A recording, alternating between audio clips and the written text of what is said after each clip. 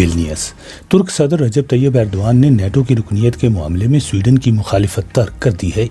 یہ بات مغربی دفاعی اتحاد نیٹو کے سیکرٹری جنرل ینس اسٹولٹنبرگ نے کہی۔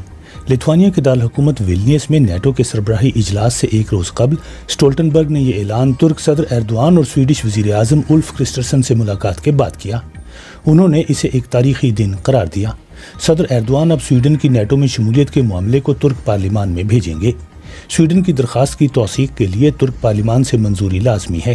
ویلنیس۔ لتھوانیا کے دارالحکومت ویلنیس میں مغربی دفاعی اتحاد نیٹو کا سربراہی اجلاس شروع ہو گیا ہے۔ اس 2 روزہ سمٹ میں روس کی طرف سے یوکرین پر مسلط کی جانے والی جنگ اہم ترین موضوع ہے۔ اجلاس کے شرکاء کے لیے ایک اہم سوال یہ بھی ہے کہ یوکرین کو اس دفاعی اتحاد کا حصہ بنانے کے لیے کیا کچھ کیا جا سکتا ہے۔ نیٹو کی طرف سے اس امکان کو رد کیا جا چکا ہے کہ یوکرین جنگ کے دوران ہی نیٹو کا رکن بن سکے گا۔ اطلاعات کے مطابق اس سربراہی اجلاس کے آغاز سے قبل ہی رکن ممالک نے روس کی طرف سے اتحاد میں شامل کسی بھی ملک یا اس کے کسی حصے پر کسی ممکنہ حملے سے نمٹنے کے لیے ایک حکمت عملی پر اتفاق کر لیا۔ میڈرڈ۔ ہسپانوی امدادی ٹیموں نے 86 تارکین وطن کو سمندر سے ریسکیو کر لیا۔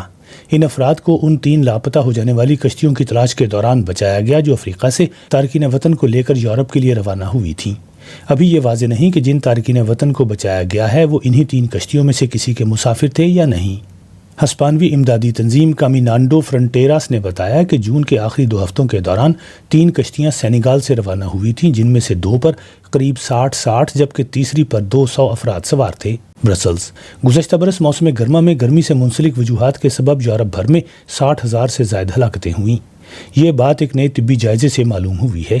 2022 کی گرمیاں اس براعظم کی تاریخ کا گرم ترین موسم گرما تھیں۔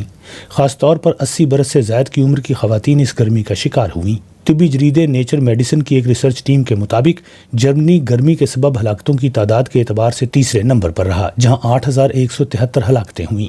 اٹلی 18,000 اموات کے ساتھ پہلے، جبکہ اسپین قریب 11,500 ہلاکتوں کے ساتھ دوسرے نمبر پر رہا۔